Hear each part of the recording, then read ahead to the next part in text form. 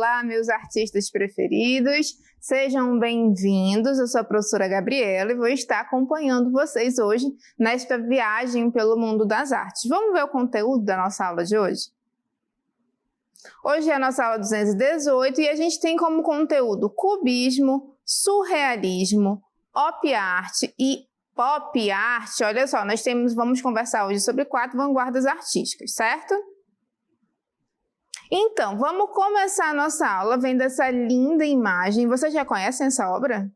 Vocês já viram essa obra em algum canto? Isso aqui é a representação da obra Guernica, de Pablo Picasso. E depois vocês dão um Google aí, pesquisem, né, o contexto dessa obra, porque ela é uma das referências do movimento artístico que nós vamos ver agora, que é o cubismo, certo? Historicamente, o cubismo ele originou-se na obra de Cézanne, pois, para ele, a pintura deveria tratar as formas da natureza como se fossem cores, cones, esferas e cilindros. Entretanto, os cubistas eles foram mais longe do que Cézanne. Eles passaram a representar os objetos com todas as suas partes num mesmo plano. É como se eles estivessem abertos e apresentassem todos os seus lados no plano frontal em relação ao espectador. Na verdade, essa atitude de decompor os objetos, ela não tinha nenhum compromisso de fidelidade com a aparência das coisas. Eles não tinham a intenção de reproduzir realmente, né, sendo fiéis àquele objeto, àquela imagem. Eles faziam essa decomposição, mas sem se preocupar com a fidelidade da imagem. Um pintor cubista, ele tenta representar os objetos em 3 dimensões, numa superfície plana, sob formas geométricas, com predomínio de linhas retas. A gente percebe muito a utilização das linhas retas. Não representa, mas sugere a estrutura dos corpos ou objetos.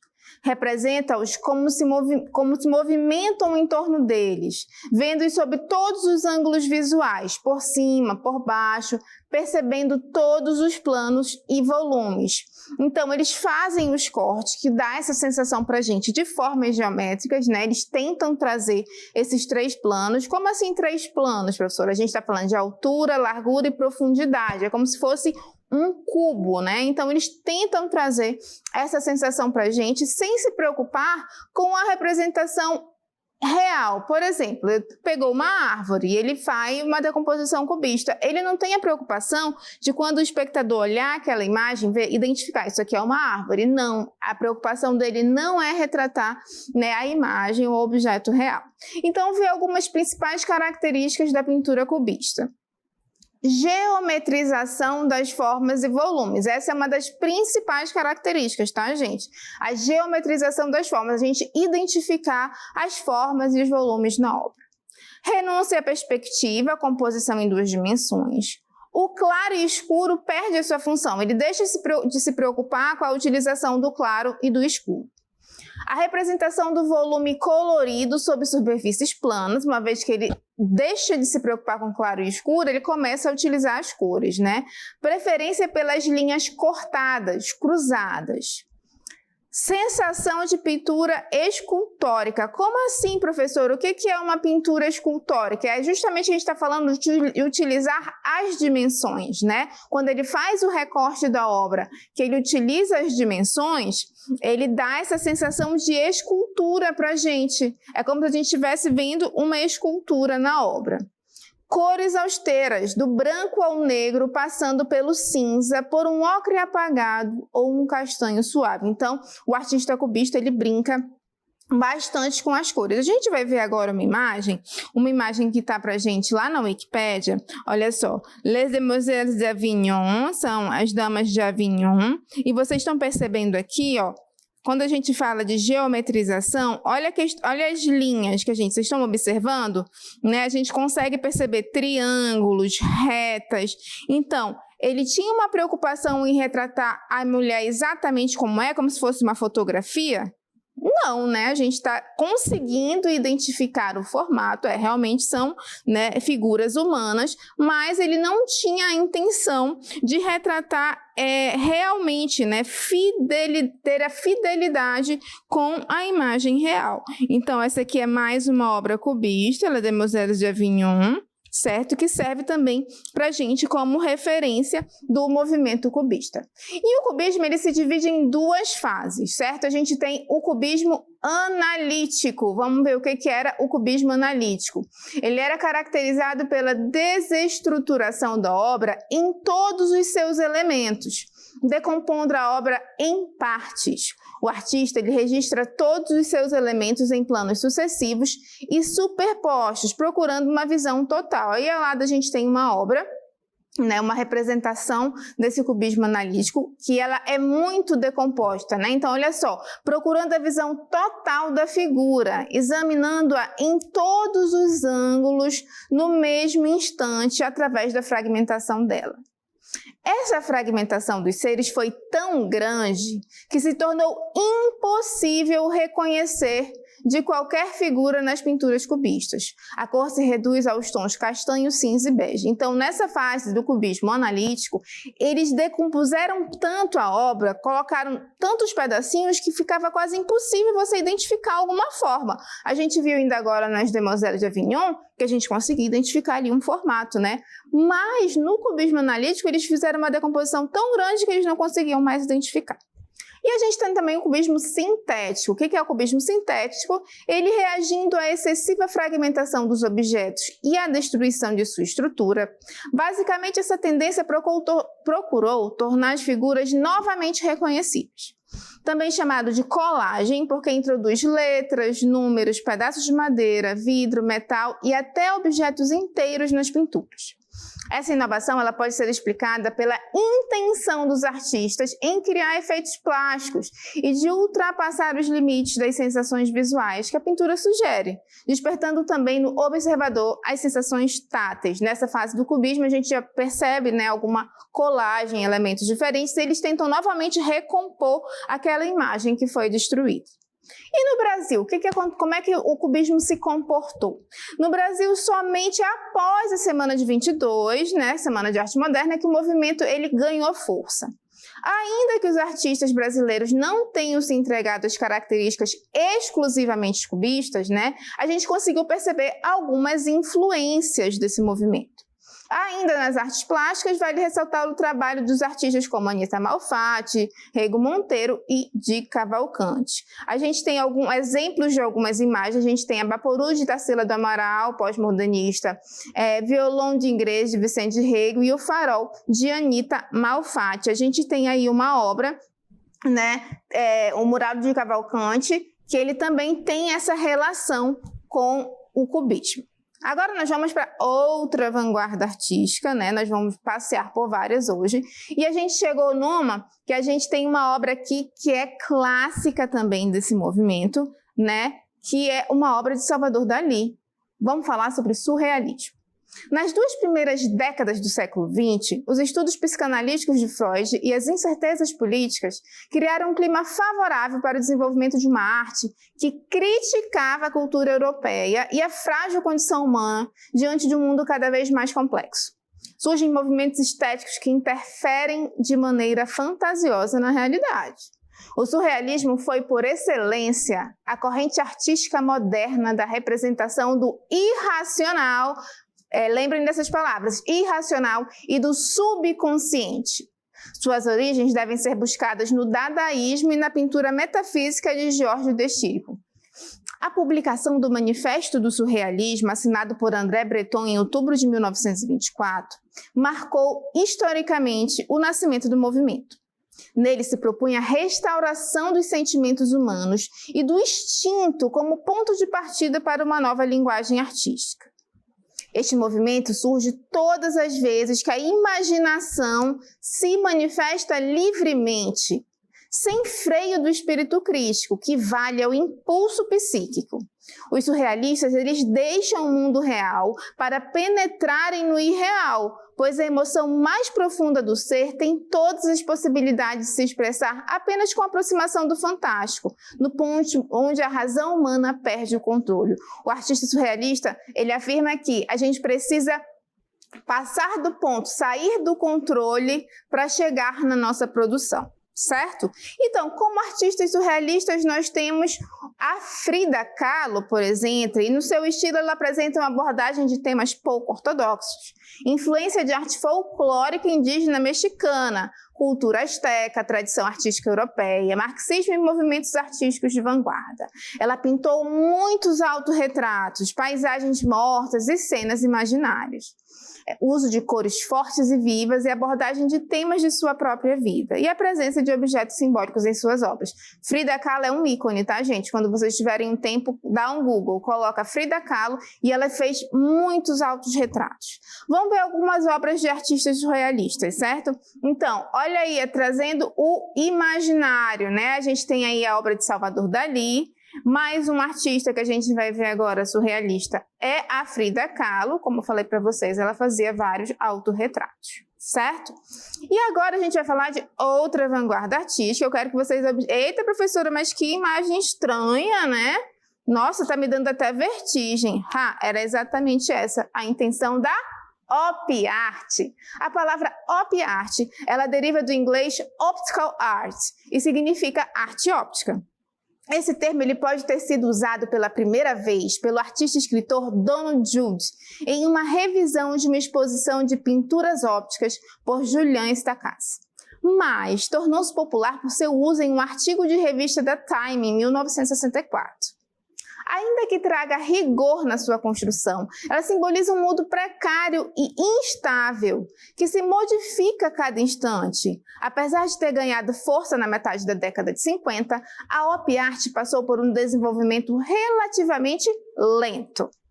A razão da Op Art é a representação do movimento através da pintura apenas com a utilização de elementos gráficos. Outro fator fundamental para a criação da Op Art foi a evolução da ciência, que está presente praticamente em todos os trabalhos, baseando-se principalmente nos estudos psicológicos sobre a vida moderna da física e sobre a ótica. A alteração das cidades modernas e o sofrimento do homem com alteração constante em seus ritmos de vida. Então, a Op Art ela vinha trazendo para a gente, né, essa sensação de movimento utilizando elementos gráficos, né? Vamos ver as principais características. Explorar a falibilidade do olho pelo uso de ilusões de óticas, né? Ver quanto o olho, às vezes, ele fica um pouco instável, a nossa visão, dependendo da ilusão de ótica. Defender para a arte menos expressão e mais visualização. Quando as obras são observadas, dão a impressão de movimento, clarões ou vibração, ou por vezes parecem inchar ou deformar-se. Oposição de estruturas idênticas que interagem umas com as outras, produzindo efeito óptico. Observador participante busca nos efeitos ópticos sua constante alteração e as cores têm a finalidade de passar ilusões ópticas ao observador. Então, a Op Art ela vem trazendo esse movimento, essa ilusão de óptica. E chegamos aqui em outro movimento artístico, é a Pop Art. A gente já começa a ter uma manifestação artística bem diferente da Op Art, né? Essa é a Pop Art. Ela surge nos Estados Unidos, na Inglaterra, em 1955, e ela se converte em estilo característico nos anos 60. O termo Pop Art, que é a abreviação das palavras em inglês Popular Art, foi utilizado pela primeira vez em 1954 pelo crítico inglês Laurence Alloy, para denominar a arte popular que estava sendo criada em publicidade, no desenho industrial, nos cartazes, nas revistas. Olha a intenção da produção artística, era uma arte para publicidade. Representavam, assim, os componentes mais ostensivos da cultura popular, de poderosa influência na vida cotidiana na segunda metade do século XX. Era a volta de uma arte figurativa, em oposição ao expressionismo abstrato que dominava a cena estética desde o final da Segunda Guerra. Sua iconografia era da televisão, da fotografia, dos quadrinhos, do cinema e da publicidade. A pop art, a gente vai ver agora numa imagem clássica, né, que são as latas de suco de tomate, de sopa Campbell, de Andy Warhol, que é uma obra clássica do pop art. Ela vem trazer também essa crítica ao capitalismo, né, com o objetivo da crítica irônica do bombardeamento da sociedade pelos objetos de consumo. Ela operava com signos estéticos massificados da publicidade, quadrinhos, ilustrações. Então, ela tinha como características uma linguagem figurativa e realista, referência aos costumes, ideias e aparências do mundo contemporâneo.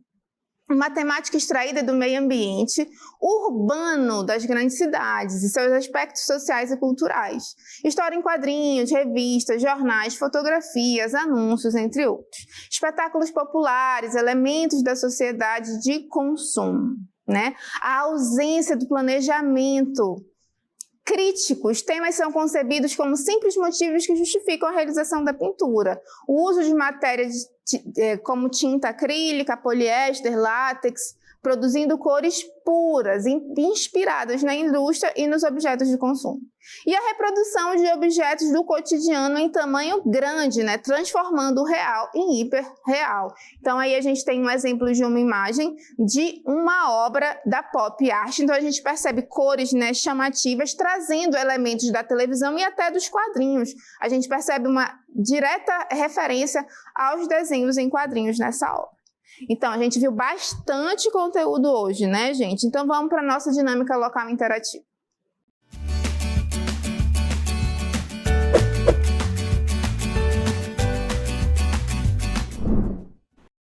Vamos para a nossa primeira questão. Ao identificarmos as diferentes linguagens e os recursos que nós podemos utilizar, escolha uma das tendências exemplificadas em nossa aula de hoje e utilize recursos acessíveis em seu ambiente para apresentar uma composição artística.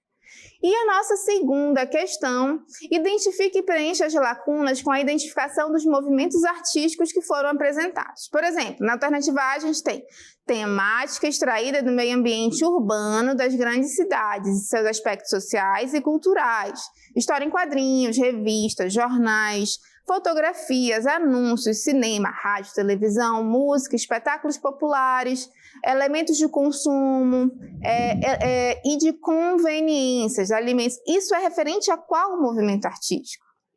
Explorar a falibilidade do olho pelo uso de ilusão de óticas. Isso é de qual movimento? Movimento artístico surge todas as vezes que a imaginação se manifesta livremente, sem o freio do espírito crítico, que vale ao impulso psíquico. E a alternativa D, a geometrização das formas e volumes. Então, vocês vão ficar realizando a atividade e daqui a pouquinho a gente volta para interagir.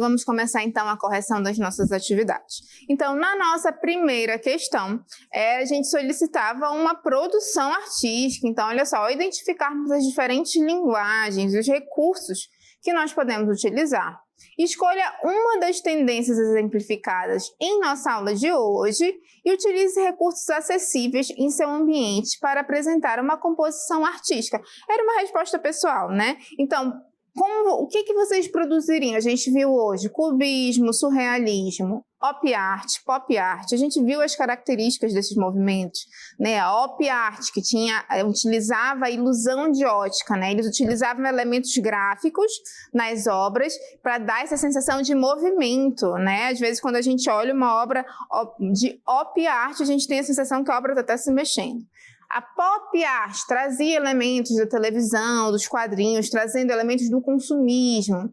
Cubismo, né, a deformação em formas geométricas. O surrealismo trazia o imaginário. Nem quais esses elementos a gente podia pegar para fazer uma obra nossa? Essa é a nossa intenção, é que vocês tenham essa sensação de produzir uma obra de arte, seja uma pintura, uma escultura, um corte-colagem, que tenham alguma das características dos movimentos, certo? E na nossa segunda questão, a gente tinha algumas frases que traziam características e vocês tinham que identificar qual era o movimento, certo? A gente tinha a alternativa A, que era a temática extraída do meio ambiente urbano das grandes cidades. Aí a gente fala de quadrinho, revistas, jornais sensacionalistas, anúncios, rádio, cinema, televisão, certo? B, explorar a falibilidade do olho pelo uso de ilusões de óticas. C, um movimento artístico que surge às vezes que a imaginação se manifesta livremente, sem o freio do espírito crítico. E a alternativa D falava sobre a geometrização das formas e volumes. Então vamos lá. A alternativa A, a resposta correta era a pop art, certo? A alternativa B era a op art. A C, o surrealismo, e a D, o cubismo. Então, a alternativa A, ela apresenta as características da pop art, que tem como objetivo da crítica irônica do bombardeamento da sociedade pelos objetos de consumo. Ela operava com signos estéticos massificados pela publicidade, quadrinhos e ilustrações. Professora, mas o que são signos estéticos? São imagens, são elementos, né, que eles eram massificados. Por exemplo, a gente viu as sopas, né, de Campbell, lá, a imagem das sopas que o Andy Warhol colocou lá como uma pop art. Ele utilizou a imagem da lata de sopa, o signo, né, o signo artístico, a imagem da lata da sopa, e fez a sua obra fazendo uma crítica, porque as pessoas estavam consumindo muito aquilo, certo?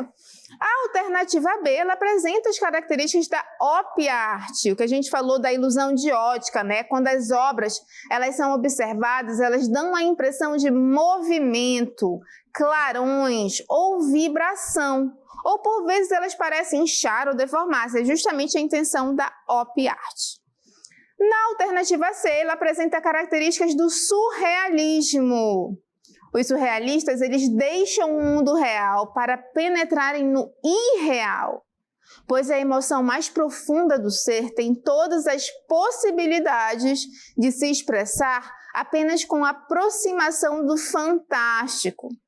No ponto onde a razão humana perde o controle, o artista surrealista, ele afirmava que o ápice, né, a produção humana mais pura, ela estava no irreal, naquele momento onde a gente deixa a razão de lado e a gente coloca só o imaginário. E a alternativa D, ela apresenta características do cubismo, né? O pintor cubista, ele tenta representar os objetos em 3 dimensões, numa superfície plana, sob formas geométricas com predomínio de linhas retas, né? O cubismo, ele trazia essa sensação de pintura escultórica. Lembra desse termo que a gente usou? Que era como se a gente estivesse vendo uma escultura na pintura. Então, quando vocês tiverem um tempo, deem um Google, procurem essas manifestações artísticas que vocês vão achar várias produções incríveis, né, dos artistas desses momentos da história da arte. Eu espero que vocês tenham gostado da aula de hoje. Fiquem com Deus e até a próxima.